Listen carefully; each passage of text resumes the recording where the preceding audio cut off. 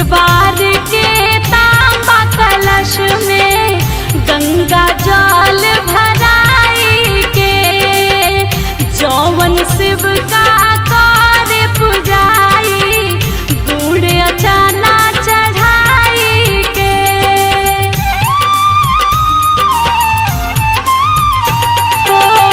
शुक्रवार के तांबा कलश में गंगा जल भराई के जौवन शिव का कर पुजाई गुड़ चना चढ़ाई के।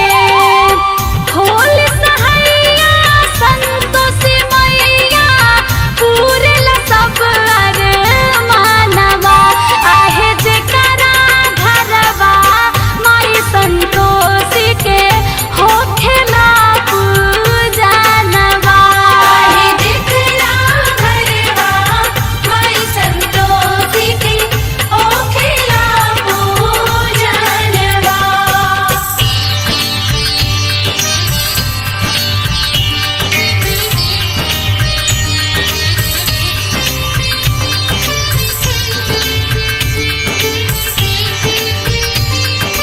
जय संतोषी माँ बोला जय संतोषी माँ।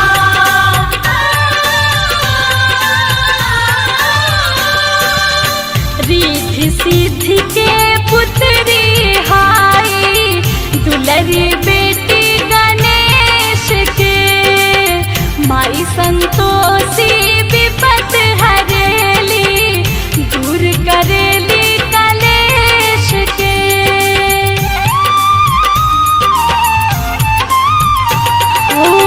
रिद्धि सिद्धि के पुत्री हाई दुलरी बेटी गणेश के माई संतोषी विपत हरेली दूर करेली कलेश के। सोना चांदी हीरा मोती से भगत के भरेली खजानवा आहे जेकरा घरवा माई संतोषी के होखेला पूजनवा।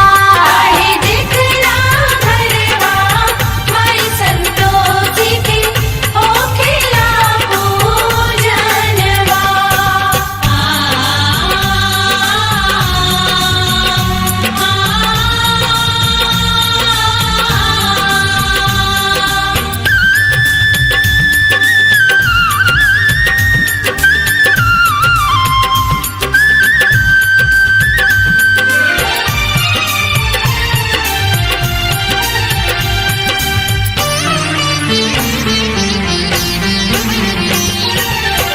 माँ संतोषी के जे भी पूजे सुफल होखे रोजगार में।